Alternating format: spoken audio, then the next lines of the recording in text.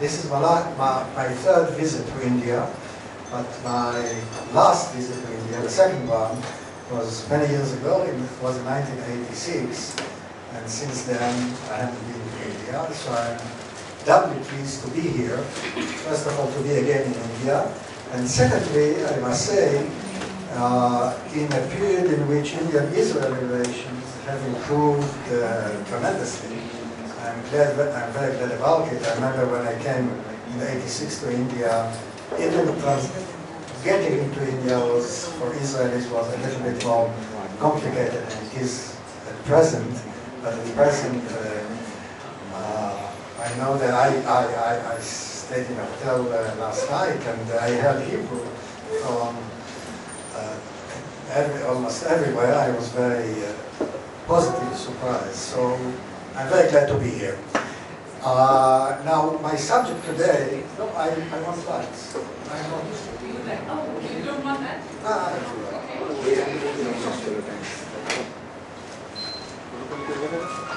I'm a dinosaur, so I never got used to work with these advanced technologies. So I have some kind of paranoia about that. So I'll speak from notes. What I'm going to try to do today is to discuss, can I have another logistical? Pointer? No. The air conditioner will not be very strong. It should be good, but moderate.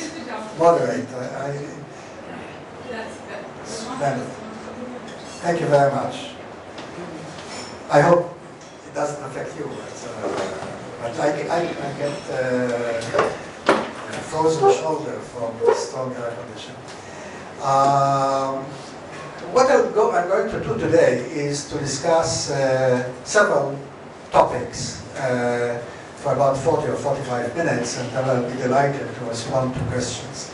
First, I'll say something about the Israeli nuclear posture. After all, we are talking about Israeli-Iranian relationship, possible relationship within the nuclear complex. So first I'll say something about the Israeli nuclear posture. Then I'll turn to I just mentioned, past Israeli-Iranian political relations. Then I'll turn to the Iranian nuclear weapons effort. Then I'll look a little bit at the possible implications, and this will be slightly, not technical, but more in jargonistic terms, in our terrible security strategic studies terminology and jargon, but I hope I won't alienate any of the audience. And finally, I will say something about possible, not accommodation necessarily, but dialogue or some kind of a more positive note. I'll try to introduce a more positive note. So this is more or less the structure of my lecture. Let me just start by saying something about the Israeli nuclear posture, because it's obviously in the news and it is discussed and so on. So what I'll say is that nothing about what we have or we don't have. I don't know what Israel has, because we have, as I'll say in a minute, a posture of ambiguity, nuclear ambiguity, so we don't know, we don't have any official account of what Israel has or has not. I'll say something about the features of the posture, the nuclear posture. The first thing is that Israel began its nuclear project back in the 50s and developed it further during the 60s until, according to foreign sources, because we don't have official Israeli sources, Israel passed the red line and started the actual production of a nuclear weapons capability by the late 60s, early 70s. So the first point has to do with the basic rationale and motivation for the nuclear project, and that was a perception of a real existential threat to Israel. And this was based on the assessment of the Israeli leadership at the time, primarily David Ben-Gurion, who was our mythical prime minister, of the asymmetries between Israel and the Arab world in terms of geography, capabilities, demography, and so on. Basic asymmetries that seem to be so tremendous that the question was how it is possible to deter a possible coordinated major Arab attack, conventional attack on Israel.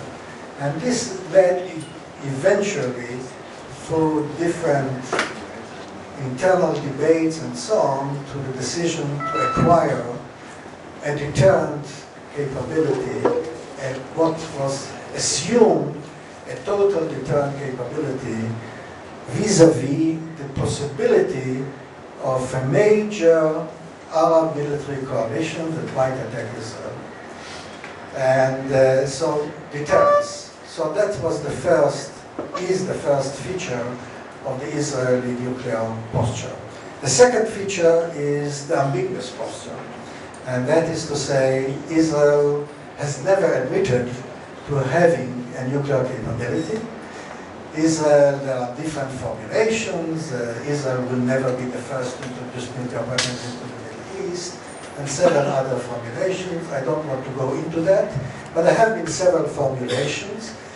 And this was the result of two things. On the one hand, American pressures on Israel not to go nuclear, and American pressure on Israel to join the NPT, which, as we all know, had been formulated in 1968 and came into power in 1970, January 1970. Israel resisted this pressure, but reached an understanding with the United States that it will fulfill several sort of understandings, obligations, primarily that Israel will adopt an ambiguous posture and will not admit to having a nuclear weapons capability.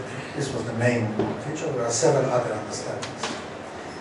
By now, the Israeli posture has become to a large extent a diplomatic fiction, because it is widely assumed, has been widely assumed in the world that Israel has a nuclear weapons capability, and there are different estimates of what are the capabilities, international estimates. So it is primarily a diplomatic fiction. Nevertheless, it still serves an important role. And I, for one, and I was one of those academics who were the first to write about the Israeli ambiguous posture, to the extent that this is just anecdotal. I mentioned that I visited India in 1986. I was invited to the Center for Defense Analysis in New Delhi to give a talk there. The director then was K. Subramaniam, the famous K. Subramaniam, and he invited me because we had personal relationships beforehand, so he invited me. I was, by that time, the only Israeli that came into this center, and for many years later on as well. Later on, Israelis started to come to the center. And I gave a talk, and K. Subramaniam was very kind in suggesting that I was one of the formulators of the Israeli ambiguous posture, which was not the case at all. I was one of the first academic, perhaps the first to write about it, but I have not formulated it. So I don't want to take the credit for that.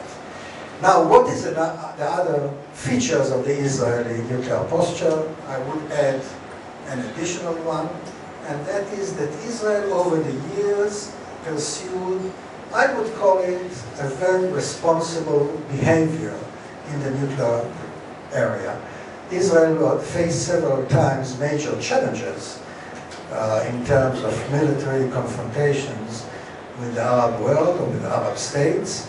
Primarily, or the most important one, was 1973, the famous 1973 war, in which in the first 2 days, as I'm sure many of you know, in which in the first 2 days Israel faced a delicate military situation. It changed later on, and Israel won the war in military terms.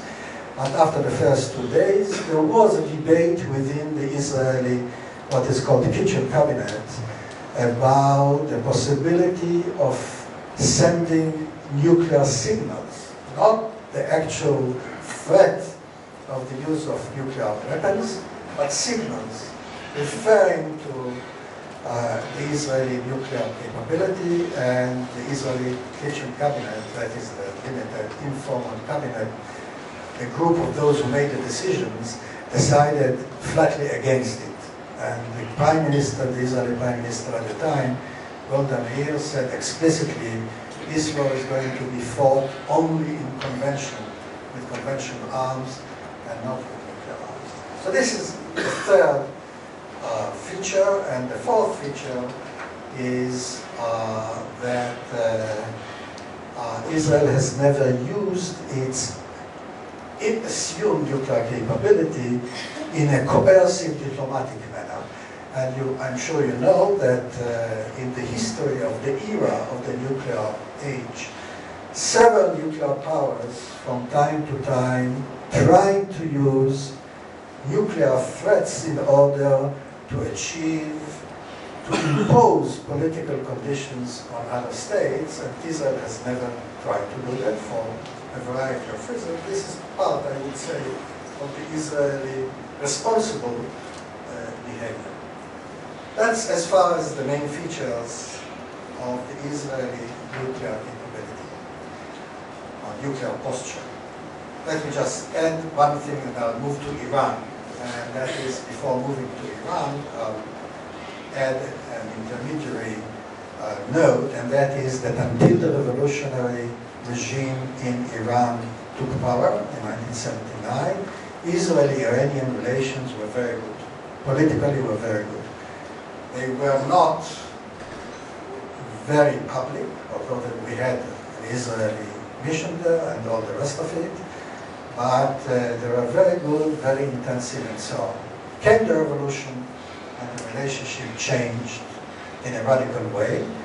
It was a process, but still, the new leadership, the Islamic revolutionary leadership, started and escalated a very hostile position vis-à-vis Israel. Why the regime did it? I would argue that there are two main reasons for it. One is an ideological commitment. I think we should not forget the ideological commitment.